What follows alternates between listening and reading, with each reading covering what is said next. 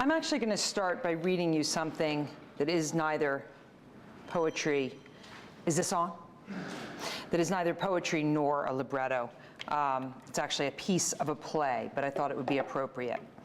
And this is a husband and wife talking about being writers. Their names are Eddie and Maggie. So I'll start off saying their names, and then I'll stop when I think you have the drift of it. Eddie: so you're not afraid of anything? Maggie: my fears? Well, I'm not afraid of the dark. Eddie: our marriage used to be something real you could see in the dark. With night vision goggles, name me one fear. Being invisible. What does it mean to be visible? I'm a writer. Being visible means being visible in New York. If New York doesn't see you, you don't exist. You in New York, get over it. It's a tiny little island that can't get over itself. Most of those people never get off that island. They just go round and round that little space devouring culture. They don't experience anything. They read books. They go to the theater and opera and music. What is that, nothing? Oh, please. They've never gotten wet, never seen a tree, never chopped wood or carried a pail, never licked their last drop of water after a long hike, never worked out except in a gym. They don't know how to curl their own hair. And you're scared of what that tiny group thinks of you. Along with the rest of America, I'm terrified. New Yorkers only read The New Yorker. They understand nothing of the world. They don't read Fairchild or Cooser or My Alaskan Nephew or You or Me or Carolyn C. What are you calling the world? Sky, clouds, water, hiking, boats, machines, wide open spaces, grasses, mountains, caves, racks of antlers, mustard seed growing, wild orchids, waterfalls, fat people, hairy people, ugly people, dipshits, trailer trash people, truck drivers, soldiers, gypsies, Mexicans, nuclear bombs, test sites, Las Vegas, military bases, guys that work on cars, half-wits from Kansas, women with no teeth and curlers in their hair in case they go out later, and all of us eating the dark that is America. Okay. I think that the reason I wanted to start with that is that I think that being a writer is hard enough all by itself. And if you've decided to be a writer in the West, it's very hard because it's easy to feel like you're in this fragile, almost invisible space. The writers that get noticed in this country live in Manhattan. Okay? They live and work in Manhattan, and they're part of that inside industry. And they all kind of know each other. They go around on that little island. Sometimes they migrate to Brooklyn, but they can quickly get to Manhattan on the little L train. Okay? So I think that first of all, the disadvantage of writing anywhere outside of New York is that it's easy to feel invisible. The advantage of it is, though, is that you can do it anything you want to. And so you don't have to feel like you're just writing poetry, you're just a journalist, you're just writing fiction, you're just writing nonfiction. You can play. And we got a lot of room out here to play around in. So I wanted to tell you a little bit about how my first opera got going, because sort of along this line.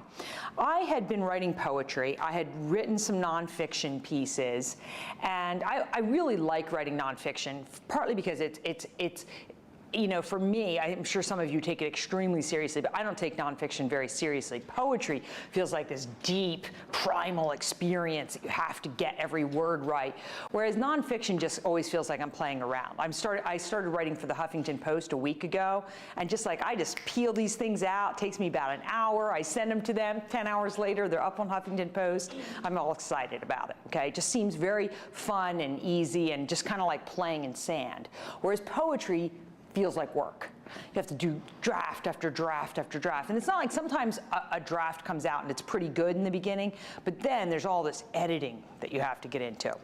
So I've been writing poetry for quite a while. I'm doing a little nonfiction for fun. And my husband and I are out with this other couple one night at Mexican food. And so partway through the dinner, the guy says, you know, I've decided that I would like to do a project with you. And I said, oh, okay, that's great. And he said, I'm a big fan of your poetry, and I'd like us to do an opera together. I said, oh, that sounds great. Yes, let's do that. So he said, there's just a few things, okay? One, I'd really like to have the first draft of this by May, June at the latest. This was like March. So I said, not a problem. How long are you hoping this will be? Because those of you who go to operas know there's a lot of operas now, they're like chamber operas, kind of the length of Bluebeard or Giannashiki, right? I was hoping he was thinking something like that. He said, well, no, I'm thinking this would be like a 3-hour opera. 3 hours, sure. Why not? 3 hours is good. So then he says, I was also thinking that the opera should be in Spanish. I said, oh, that's great. An opera in Spanish sounds excellent. So I said, so what would the opera be about? So he kind of gives me the idea. It's going to be about this South American country where there's this leader guy that gets overthrown. You know, so it's a totally fictional thing here. He gets He's kind of the bad guy for a while. He's throwing citizens out of airplanes and so on and so forth. And there's this bad northern country that's a sort of influence on the southern country. And then the leader guy gets overthrown. Okay, so he wants it in Spanish, wants it to be about 3 hours, hoping to have it in 3 months. And so he said, how fast could you get me just like an outline of the whole thing? I said, oh, that should be like a week. I'll just spin that out. I'll send it to you in a week. So we're driving away from dinner, and my husband's driving, and we were quite a ways away when the car was very quiet. And he said, I just had a couple questions for you about this project you're going to engage in. Have you ever been to the opera? I said, no, actually, I don't think I have. He said, okay. Have you ever listened to an entire opera? I said, yeah, I'm sure I've heard Maria Callas sing a couple things, though. You know, I think we've even got one of her CDs at home. I'm sure I've heard her sing something out of that famous opera. He said, okay, so you've heard one Carmen aria. Okay, that's good. Okay, then while we're at it, your Spanish is decent, you know, like we've backpacked around Guatemala and stuff, but I mean, writing an opera in Spanish, you really feel you're up to that? I said, yeah, I might need some help on that part. Come to think of it, I think I will. So he said, okay, well, this is interesting. Good luck with that, hon. So I did start listening to opera like 15 hours a day, every waking hour for the next few weeks. I've just got opera on in the car, at the house, in the bathroom. As soon as I get up in the morning, I just hit it and turn it on. I'm just listening to it all the time. And I'm going to opera, and I'm reading librettos to opera. So I did kind of dive in and start doing my homework. Got the outline written, and the first draft of it was done by, say, the end of June or something, and then there were a number of drafts. So the first thing I would say from that story is that I think that the fun thing with writing is to be willing to dive in and just try something. And let me just say, I got a translator to work with me, and she was wonderful. Her name's Alicia Partnoy. She runs the foreign language department at LMU. So you probably know people at LMU. Loyola Marymount, sorry. And she was one of the survivors of that disappeared in Argentina. So she was in prison in Argentina. So she was very interested in the subject of the opera and very much liked it. So she worked with me on that, and that was terrific. But the first thing I got from that was, if there's something you want to do, that you feel it would be a great experience, it would be a great challenge, jump in and do it. That composer, Don Davis, so that opera was Rio de Sangre. It was done by the Florentine Opera in fall of 2010, and the composer, Don Davis, wrote the music to the Matrix movies. So he was expecting a very high degree of professional behavior on my part and of professional ability, having worked with a lot of people, the Wachowski siblings, etc. So I didn't want to disappoint him. So I don't want to make this sound too light in the sense that I was willing to dive into something I had no idea how to do, but once I got into it, I was determined to do a very good job. Because I definitely think that one of the things about writing is that at some point you have to make a decision of whether you're playing around, which like I'm doing with the Huffington Post, or whether you're looking for some level of mastery and excellence. And clearly I knew that his music was going to have a level of mastery and excellence. So I felt that the libretto had to have that same kind of thing going on. So I think it's good to just be willing to take risks and do something crazy and dangerous and jump in. I also think that the question of what genre you want to write in should be determined by the story. You know, and I'll jump to a publishing analogy for a moment. When, we have a design team at the press that's designing books. And for each book, the question is like, if it's a book with long, skinny poems, we'll do a long, skinny book. If it's a book with sonnets, we'll do more of a almost, like a barely rectangular shape. We've had books that they're all these long, thrown-out poems. The first one we did with Chris Abani was these long, spread-out poems, these long Nigerian lines. So the book was sort of square. So I think of that same thing being true when you think about writing. The story should be asking you it should be asking you to be told, and then there should be this conversation between you and the story about what is the right format. So I don't think the question is, well, I mostly write poems. The question is, how would this story best be told? As a play, as a libretto, as a song cycle, perhaps, and then you want to just dive into that. Now, all that being said, I definitely think that the longer most people write, the more it becomes clear to them what it is they're good at. Okay, so like Ray Carver, I'm assuming you all read Ray Carver at some point, an amazing short story writer, but at some point during his last 10 years of his life, when he was married to Tess Gallagher, she said, "Hey, Ray, I think you could write poetry." This was a mistake. Why she wasted Ray's time when he could have been writing us another short story, writing what turned out to be abysmal poetry, I'm not sure. By the way, a lot of people like trying to write poetry. Ray Bradbury even wrote an abysmal collection of poetry, okay? So, and again, someone who wrote amazing science fiction stories, but, just sort of played around with something like that. I think it's one thing to play around with something and another thing to decide to put it out there in the world, too. So, I mean, I think that, some people are better at one thing than another. I think that Margaret Atwood's best form, she writes poetry, short stories, and novels, and then some nonfiction too. I still think the novel is her best form, but her poetry is pretty good.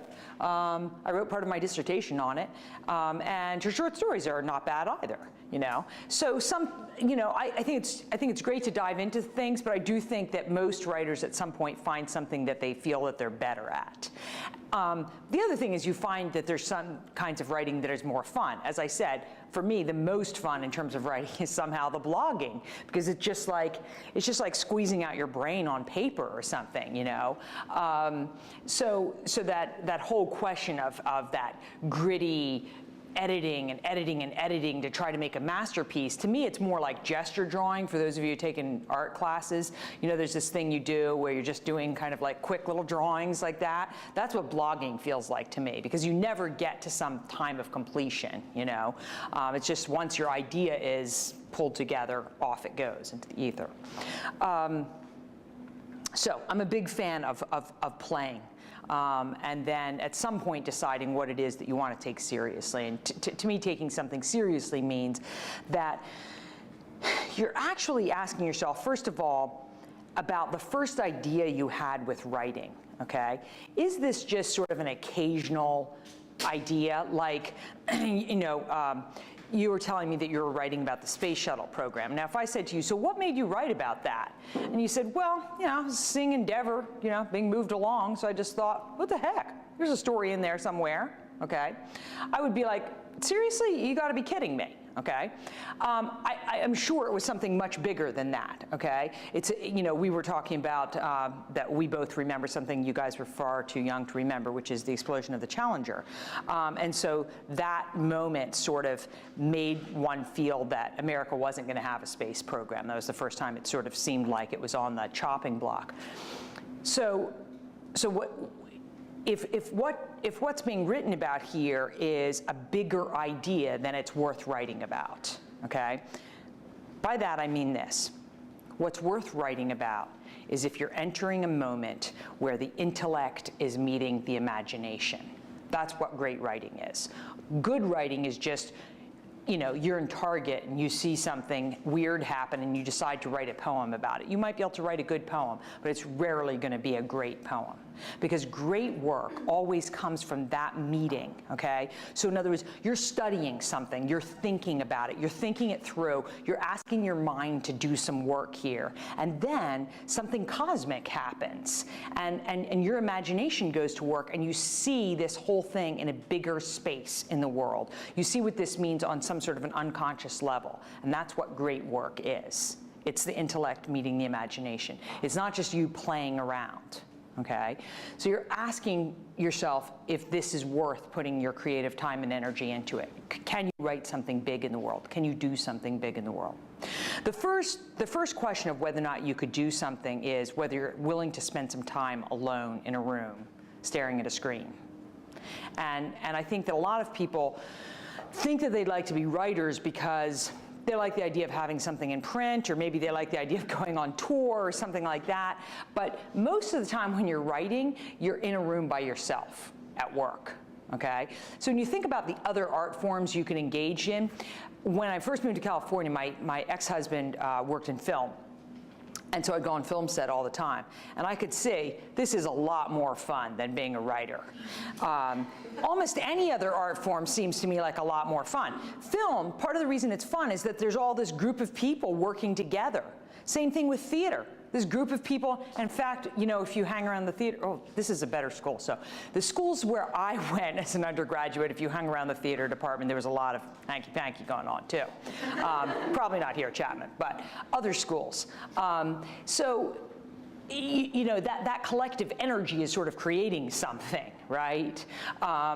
You know, you see this in a dance department, in a theater department, in a film department. It's a group of people working together, okay?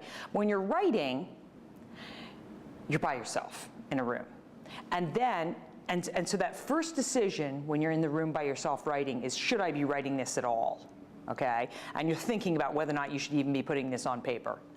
And once you put it on paper, is it worth editing to show to somebody else? So that's step one of editing, is you by yourself in the room writing. Step two is you showing it to somebody else. Now this is the fun thing about writing a libretto, because you actually have somebody to show it to who's very interested in it and is going to give you feedback. Okay? Now a lot of times they're going to give you feedback like this. I've worked with a number of different composers now. Their feedback is like, this doesn't work musically. Okay. Can we just have a little bit more? What do you mean it doesn't work musically? You haven't even written the music yet, dude, okay? So, considering the fact that there is no music yet, what is it that's missing for you, okay? And sometimes they're like, there's too many words, it's too wordy here, it's too slow here, I need more of a, I need more of a slant rhyme going on in this kind of aria. Okay, so hopefully they give you some feedback, okay? But unfortunately, when you're writing a libretto, the composer gets to tell you what works and doesn't work, because they're going to be the ones writing the music. Okay, that's the sad part. I don't even like to think about the fact that they're, quote, the boss of the opera, but unfortunately it's true. So that second step, though, is when you're showing this to someone else, whoever your writing community is. If it's an opera, the great thing is you've got somebody already reading it, okay? The third step is usually, this is steps of editing. The third step is usually you have somebody professional look at it. And again, with an opera, that stage is often the workshop stage. So you just have a couple people just do a read-through of the whole thing. I did an opera based on Dr. Kinsey's life, and it's actually based on the Inner Circle, which is the T.C. Boyle novel about Dr. Kinsey's life. And there's this one person that was interviewed by Dr. Kinsey, this fairly famous, Kinsey called him Mr. X. And this person had had sex with hundreds and hundreds of people, like almost everybody in his extended family, many, many strangers, and animals you wouldn't believe. And And it is at that moment when this interview takes place that the people in the inner circle starts to kind of break up, because they realize there's something really wrong with the fact that Kinsey's just interviewing this guy, not turning him into the police. Obviously, I'm assuming it's obvious some of these people that he's had sex with are way underage. Some of them are children, very young children. So he does not turn this person into the police. And so there's this wrenching moment in the inner circle where they realize something's wrong. He's been interviewing, you know, prostitutes and poor people and street people and all kinds of people. And he's got over 1,000 male interviews and over 1,000 female interviews. But this is sort of a turning point.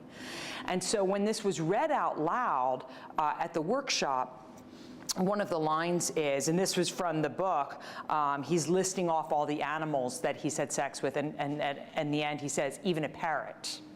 Well, when they read this out loud, everyone laughed. Okay, because it's like, what the heck, a parrot, you know? And so it was obvious, though, that that shouldn't be funny. That line needed to come out. As soon as you heard it out loud, you thought, this is something very bad happening. This is this turn towards the end of this close group of people, because they've realized something's wrong. So there can't be a funny line in here. But somehow when I was writing it, I don't know, the parrot didn't seem that funny to me. I knew I was in this very serious moment, and I certainly wasn't laughing about it. There were other funny things in the opera, but that didn't like resonate for me. But I'm sure if I had been in the room and heard these two guys reading it really fast, I would have laughed too. So as soon as they called me, they're like, that whole scene has to be re-edited. It really has to feel like this brutal kind of turn. Okay, well so that's what happens at the reading stage. And again, if you were writing poetry or a short story collection, usually that's the stage where you have someone that you really consider a professional reading it and giving you feedback on what's working and what's not working. The last three stages of editing I think of as being the stages sort of after something leaves your hands. So you've had this professional person look at it, or you've had a workshop person look at it, or workshop group look at it. And then there's acquisition editing, which was when someone actually selects it to be published in a literary magazine or published as a book. And then after that, there's content editing and then copy editing. So interestingly, I've just spent a lot of time saying that writing is a very solitary process, which it is. But after this solitary process, there is this whole collection of people that get involved with it becoming a final product. There are all these other people that will end up looking at this. Even when I'm submitting something to HuffPost, it's not like I'm just hitting upload and up it goes. It goes through their little editorial process, and sometimes they'll cut out a sentence or something. I don't know why they're doing this to moi, but there it is. I will go back to just sort of spooling on, but are there any questions right now that someone's just thinking, gosh, she said such and such, I really want her to answer something? Yeah. Yes, go ahead. I'm in a master's program for creative writing, and I've kind of been talking to my thesis committee about what to expect as far as the process, and I've sort of gotten like, okay, well, you're going to kind of do this, like you said, on your own, and then, you know, maybe we'll tweak it, but it's my first novel. It's going to be nonfiction, so I kind of like want more along the way. So it's a novel or it's nonfiction? It's going to be creative nonfiction, but it's going to be a book-length manuscript. Oh, okay, so it's not a novel then? Yeah. Okay. So yeah, because it's my first, I kind of like want that, you know, side by side, you're headed in a wrong direction, or what are you doing here, you know? So I'm just curious, like, what your thoughts are about, you know, writing your first book and what that should look like, or what that looked like for you. It's very nerve-wracking. Yeah, no, I'm sure. Well, I'll say what happens most of the time, and then what can occasionally happen. Most of the time, whatever people have as their thesis once they graduate from college doesn't ever get published in that form, okay?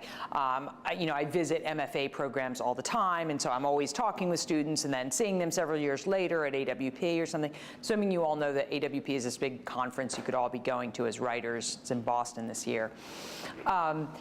And usually, like with the collection of poetry, I mean, my collection of poetry that I graduated with, by the time I got my first book accepted a few years later, most of that I had decided was rubbish. I think I pulled a few, 2 or 3 poems out of it, but that's fairly common, right? You know, you have a good enough collection together to graduate, but you know, once you get to the stage of sending that work out, you throw away a lot of them. So I was the thesis director at San Diego State in the spring, and I'm supposed to be doing that this next, I guess I'm just teaching a class there this next spring, but of all those students, there were 12 of them that graduated in the creative poetry class, and they all had a book. And of those, I mean, the 2 sort of top, what I consider the top manuscripts, I assume that when they get their manuscript published, that maybe 10 of those poems will end up in it, okay? But everybody else, I mean, they wrote a manuscript that let them graduate, but I would assume that they would start over afterwards. So, because a lot of what one writes is simply practice, okay? In terms of a novel or a collection of short stories or a creative nonfiction book, you know, some of the same kind of thing will happen. If you end up, you know, 5 years after you graduate and there's a significant chunk of this that's worth publishing, you did very well, because most people are still at the stage where they're developing their voice and they're learning who they want to be as a writer on the page. I met somebody 3 years ago when I was speaking at an MFA program in Nebraska, of all places, and this guy got up to read from this novel that he was graduating with, and he got up, and he's this big, burly, kind of lumberjack-looking guy, and he said, "I know we're only going to read for a few minutes, but don't worry, all you ladies in the audience, this, like everything I do well, will only take a minute." And then, so there's just this sort of pause there. We're just like, what the heck, you know? So then he reads a brief excerpt of this novel, and it's just hilarious, okay?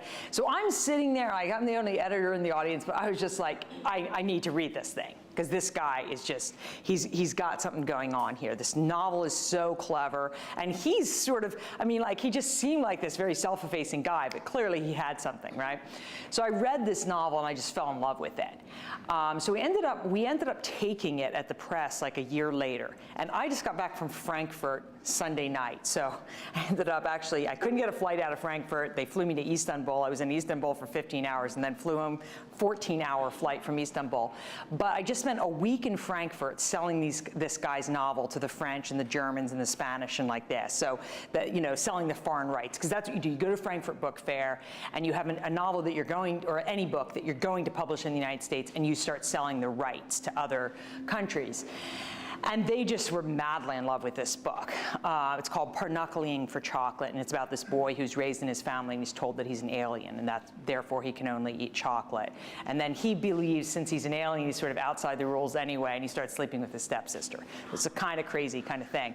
But it's really, really funny, and the Europeans were crazy about it, because they saw this as sort of a grunge Bukowski kind of thing.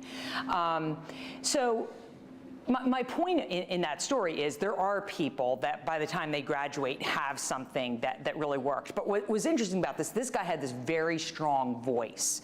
I read lots and lots of manuscripts, obviously for the press and then for prizes that we have and everything. And a lot of times when people, by the time they graduate from an MFA program, they have this sort of Mick manuscript. It's sort of, I like the Iowa manuscript. It's clean, it's polished, it's well crafted, but it doesn't have any heart. There's nothing really happening. This guy had something, you know, he had something weird and cool going on. It wasn't like the hundreds of other manuscripts that I've read. So, I mean, what you want to think about is, what am I doing that's different? How you want to make sure that you have a voice that stands out. You think of Ron Carlson's stories, you know, Bigfoot Stole My Wife and like that. It's just like, again, it's just, you feel like you're completely inside a whole nother voice, a whole nother world. I feel like I would know a Ron Carlson story anywhere. That was a way longer answer than you wanted. No. Sorry about that. Went off on Frankfurt and everything. You can tell I'm sleep deprived. Does anyone else have a question that they're thinking? Oh, I'm hoping somebody asks this because I don't have the courage to. Go ahead. This actually had to do with the very thing you opened with, the play you read from. Is that your own, or is that? Yes.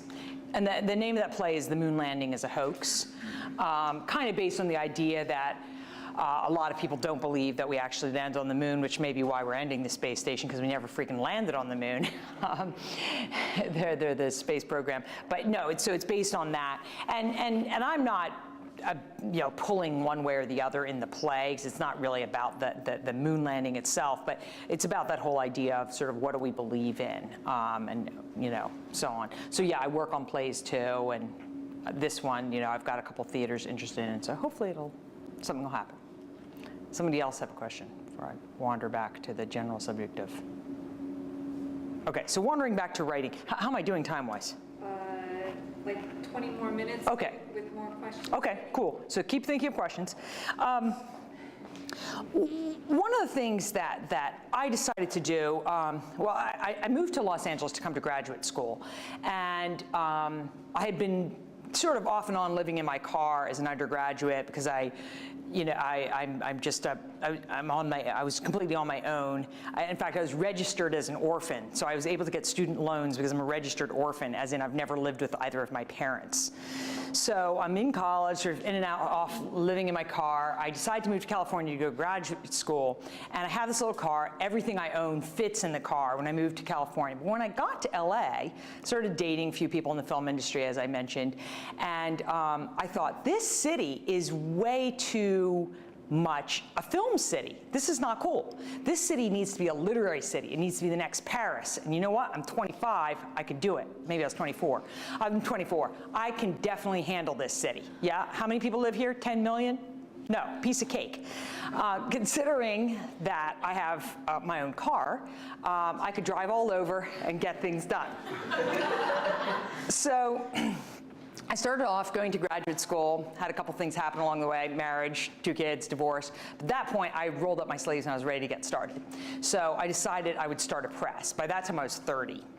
And so one of the things the reasons I mentioned that is I think that there's this feeling that people have when they're graduating that there's not enough people getting published, that they know all these wonderful people that should be getting published and aren't getting published, and it's so hard to get published. And that was definitely my feeling in graduate school. I mean, I had these wonderful professors, some of my professors weren't even getting published. And I was just like, I could do this. I know I could start a press. And actually, part of what inspired me was that my first book, Blue Air, was published by this guy who lived in San Luis Obispo. And he had a small press. He had published like 8 of my friends, or 8 people I knew once he got to my book. And his name was Nick. Nick was completely dysfunctional. He did not even own a computer. He would go down to Kinko's and use their computers. And he would steal art from his friends. He had all these friends that were artists in the area, and he would break into their art studios and take art and like scan it and everything. And so it's like when I came up and I said to the person who had, the artist, I was like, oh, I really like the art. And he's like, yeah, Nick stole that from my studio. I'm like, well, do you want me to give you anything? He's like, why don't you just buy me a beer, Kate? So, I mean, so people were pretty forgiving of him, obviously, since he didn't end up going to jail for this. But he was clearly extremely dysfunctional. So finally, I'm talking to him one night when I'm buying him a beer, too. And I said, so, what made you get the idea of starting this press and everything? And he had a friend who's sort of an early Charles Shaw, who would buy grapes and then, like, rent a place to press the grapes and make them into wine, and then like rent a bottling plant for the day and like that, which is sort of the Charles Shaw idea, right? This guy doesn't actually have a vineyard, or there is no Charles Shaw vineyard, but they just buy miscellaneous stuff and make shitty wine. So it was kind of, that was what his friend was doing, right? And so he's like, you don't even have to have a vineyard to sell your own wine and bottle it and everything. So I was like, okay, if this dysfunctional person can do this, I know I could do this, because I have my own computer. As I mentioned, I already had a car, and by this time I also had a car and a computer. So, I figured, though, that I needed someone to design the books for me, because I did not want to learn how to design any books. And I had this friend who was in my writing group, and he seemed really smart, and so I said to him, what about if you became a book designer? And he was designing pieces for the space shuttle at the time. And so he's an aerospace engineer and designing stuff for the space program. And he was like, well, I've never done that. I know how to use AutoCAD, but now I would have to learn. At that point, Adobe's products were, was before InDesign, you know, PageMaker, right. He had to learn PageMaker. So he said, find out how long it would take to learn PageMaker. So I called up Adobe, and they said it would take about 6 months. And so I was going out of town. I was going to go to the Book Expo in New York. And so he's like, well, why don't you just get a version of it, and I'll play with it while you're gone. So I came back Sunday night, and he said, leave me a 6-pack. So he came over to my house to house sit, and I left him the 6-pack in PageMaker. And by the time I got back Sunday night, he had designed his first book. So I thought, good, this is all we need. I edit, this dude designs them, we're done, okay? Now, I actually had left out a crucial part, which would have been, it would have been great to have a person who was a business person, somebody who wanted to do the accounting or something like that. For the first like 5 years, I did the accounting myself. And at one point, we'd have a CPA kind of go over all this shit at the end. And the CPA said, you need someone different to do the bookkeeping during the year. I said, what's wrong with the way I'm doing it? She said, well, the numbers don't add up, number one. She said, there's a second problem, which is connected to the first problem. There's often wine stains on the books. So that might be connected with the numbers not adding up. So we got somebody else to do it. But so part of my point with that is, though, that, again, going back to the risk-taking and just diving in, you know, if you say to yourself, like, there should be another literary magazine that does such and such, you know, you could jump in and do that yourself, okay? I mean, you don't have to wait. I mean, I think one of the things with writers is, again, because it's not a collective medium, you know, like with dance and with theater, you get a group of people together, you all decide to do this, let's do it. You know, we find a space and let's do this play, okay? When you're all by yourself, it kind of feels like you wrote something and now you're waiting for somebody out there in the universe to take that on. Okay? So what I'm saying is, all of you, you're going to graduate with a master's, right? You too could jump in and decide, I'm going to be part of this. I'm going to be part of making something happen in the world, okay? Because the thing is that when you, let's just assume that sometime in the next 5 years, you're going to be at AWP. So I'll tell you where AWP is going to be. So AWP is the big conference where all the literary magazines are there and all the indie publishers are there. It's in Boston in 2013. In 2014, it's in Seattle, not very far away. 2015, it's in Minneapolis. In 2016, it's in Los Angeles. Okay? So let's assume sometime in the next few years, you're going to go there, okay? And you are going to have your nonfiction manuscript. What are you going to have? You, yeah. Poetry. Poetry, okay, you're going to have your poetry manuscript, okay? So you're going to have that, and you're going to have already gotten some of the individual pieces of it already published in literary magazines, and you're going to be hoping somebody wants to look at your whole manuscript, okay? And if you're walking around and you come up to me and you say, hey, I met you that time at Chapman, I was really hoping you would publish this for me. Okay? Here's what you're actually saying to me. You, Kate Gale, are a writer, but I'd like you to take time out of your busy life to work for me for the next couple years because I'm freaking cool. I'm so important. This thing that I've written is so wickedly cool. I'd like you to take some time out of your busy schedule to work for me. Okay? Am I interested in that conversation? I've had lots of those conversations. Okay? Some of them with more interesting people than you. Okay? Now, let's say that we come back to what you come to me and you say, I graduated from college, I started a reading series, I've been bringing in great people, I've actually brought in some people from your press, I like what you do in the world, I too am working to make literature happen in my community, and I would really love if you would consider looking at a manuscript. Yeah, I will look at this manuscript. Because what that means is that, like me, you're a player. You're not a taker. You're not just out there in the world seeing what I can do for you, okay? Because why am I working for you? Why? Okay? There isn't any reason to. But because there's lots and lots of manuscripts out there that want to be published, okay? So what I'm always interested in is somebody else who's doing something besides just trying to get someone to work for them. This person has entered the sphere of the literary world, which I too have entered, and they're doing something. Now, I am not going to suggest that you say to yourself, I think what I'll do is I'll be a writer, and I'll be the managing editor of a press, and I'll have the Los Angeles Review, and I'll run 4 reading series in LA and 4 in New York, and I'll run $5,000 worth of award programs. I'm going to do all that, and I'm going to be just like Kate Gale. It's exhausting being Kate Gale. I would not suggest it to any of you, okay? You're thinking of it, though, right?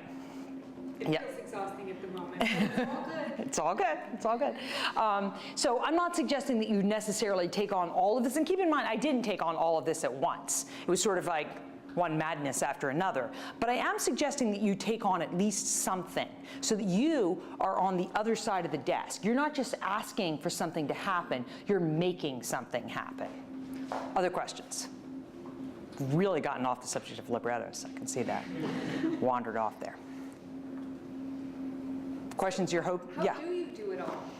How do you schedule your day, your week, your month? How do you set goals and juggle many projects at once? For one thing, I mean, it's funny, somebody asked me this when I was at Spalding. I was at Spalding's MFA program, and somebody asked me, a version of that question, and I said, well, everything I'm doing, I focus on it completely, and I do it really well. And this guy in the back of the room whistled, and I was like, okay. Jesus, I always forget I'm in the room full of graduate students what they're thinking about. Really, I do think, one of my friends is Percival Everett, and I've been friends with him for quite a while, and I always hear his voice in my head when I think about this question, because one of the things that he really believes in is that when you're writing, you need to shut off everything else. You need to not also be checking your email, or also checking your Facebook, and also surfing on the internet, or also listening for the phone. You need to just do that. And I definitely think that one of the reasons that it's difficult to get anything done is that we're always doing many things at once. So, when you're in class, you're checking your phone or you're checking whatever, and then not you guys. Not these students. Not these students, other students. But we're often checking our email or checking our Facebook or something like that when we are supposedly doing something else. I really think that the way you get a lot accomplished is like, if I sit down and I'm going to go through my email, I just bolt through it. I try to not answer the phone or not talk to anybody, just whoosh through that stuff. And then when I go to do something else, I'm trying to just do that.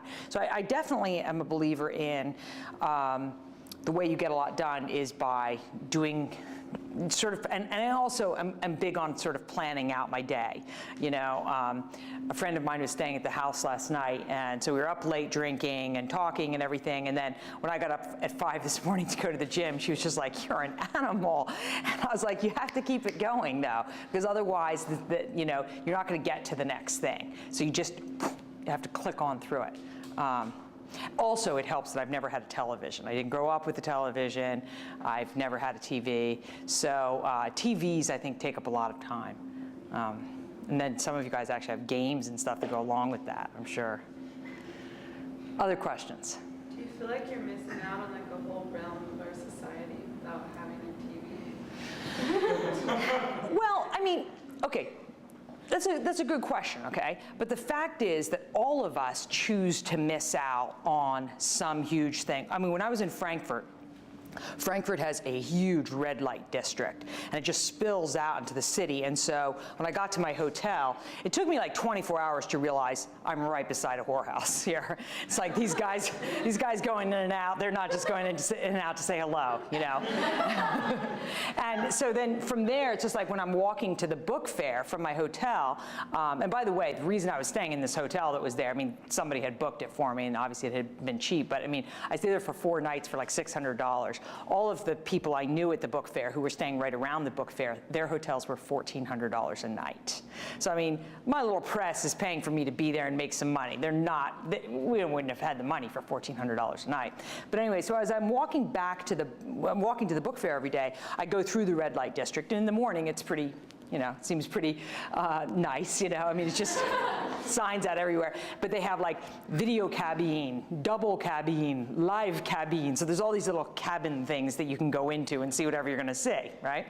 Well, okay, this is a whole part of the world that I've never been to before. Like I've never been into any of those kind of weird sex shops, or I've never been in a red light district specifically, okay? I'm guessing neither of you. You've missed out on this, okay? If you're not going clubbing every night in LA, you're missing out on the whole club scene. You're missing out on, you know, going to all the porn shops. I mean, you're missing out on S&M. Okay, this is what I'm saying. There's lots of pieces to the world that you could be engaging in right now. My son is 21. He decided not to go to college. Instead, he's backpacking around the world. He already did Laos and Cambodia and Thailand and Vietnam and India. Did 3 months working in an orphanage in Nepal, and now he's in New Zealand. Okay, he's missing out on going to college. He's 21 and now spending his second year just backpacking around the world. Okay, so I mean, what I think is, yeah, I'm missing out on TV. But every time I'm in a hotel, I flip around to see what I'm missing. Seinfeld, Sex and the City, Desperate Housewives, it all looks like garbage to me. I never see like, oh my God, I must get a television so I can watch this. It just looks like more trash to me. My students were telling me, oh, you need to watch some reality show, the Jersey Shore. I only got through like 5 minutes of it. I was like, you gotta be kidding, you know? My mind started to melt. So I basically think that there's all kinds of things people quote, miss out on, okay? Some people miss out on hiking and camping. I don't, but other people do. Other questions? Seems like it was very, like your whole journey is awesome, but it seems like there was not a lot of like moments of discouragement. Was there? Okay, so to be discouraged, you have to be here and go to there, okay? So 60-second story. So when I was 3, my parents got divorced because my mother wanted to join a cult. So she joined this cult. And everybody that joined the cult did not want their children. So the children are all raised in this boarding school, Christian boarding school that's run by the cult leader. So we're just sleeping on the floor and being beaten all the time and working in the fields and running around in the woods and being chased by bears in New England, okay? So I do this till I'm 18. The only music I ever listen to is Handel's Messiah, till I'm 18. Sleeping on the floor, and then at this point, this school is closed down for child abuse, and they moved the whole show to Canada, okay, a couple years after I leave. Okay, so at 18, I've never slept in a bed, I've never read a newspaper, never seen a television, I've only had I've never had more than one outfit of clothes, most of the time I've had no shoes. I'm just like a savage at 18, okay? No social security number, no birth certificate, I just walk out of there, okay, this place, okay? So I'm gonna just tell you, it's all been uphill since then. So bad stuff happens, but I just like, I got a car, you know? When I walked away at 18, I had a baling twine string tied to a dog, and I had a harmonica in a sleeping bag. It's gotten better. Other questions? That was a longer answer than you wanted, yeah. It's hard to follow that one. You know, it's interesting though, when you're mentioning with my, that a lot of my poems come back to the Bible. And, you know, the Bible was the one book I was allowed to read till I was 18. Actually, eventually I think we read a couple other things, but it was mostly the Bible over and over.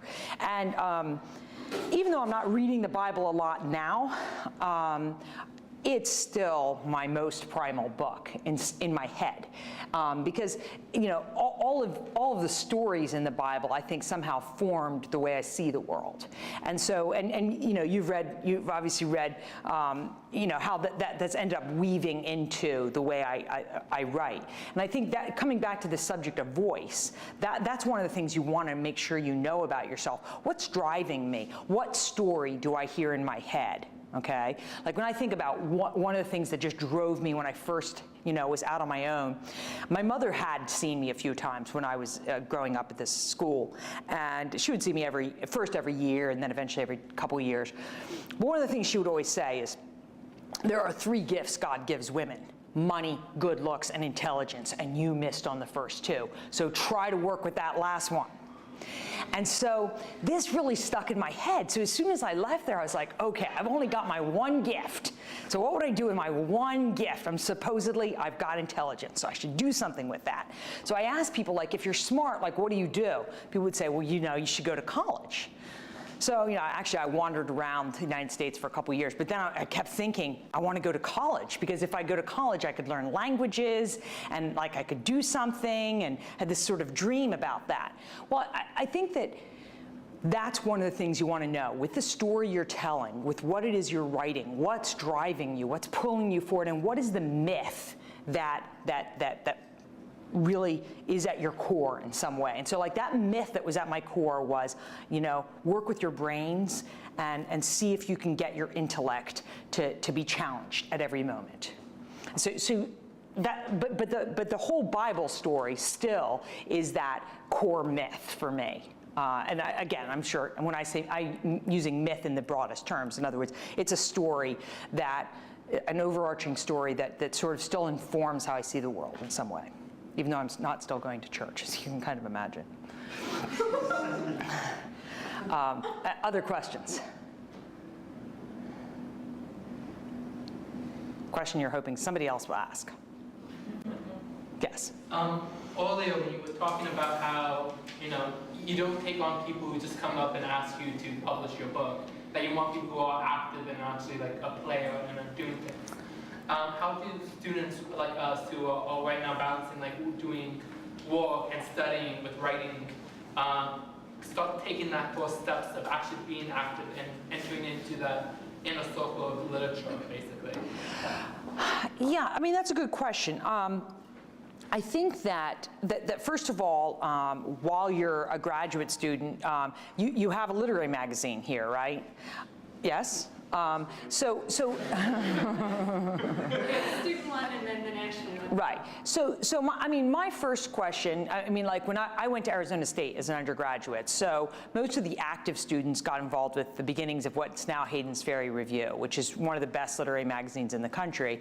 And now I've been back there a couple times to speak, and all those graduate students get involved with that, okay? Because while they're there, they're getting to read a lot of work, they're understanding how a literary magazine works, and some of them, when they leave there, are going to work for another literary magazine. Some of them might start their own literary magazine, but they are working on that to start with. So I always say, start where you are with that. I mean, in other words, when you leave here, maybe you'll move to Wisconsin and get involved with something else that's happening in Wisconsin, or start your own thing in Wisconsin. But while you're here, okay, you all have a reading series here. You have, what sounds like 2 literary magazines. So I would get involved with this right now, what's happening here, because then you understand where you live, okay? Some of you might get involved with something that's off campus. There are other reading series right in this area.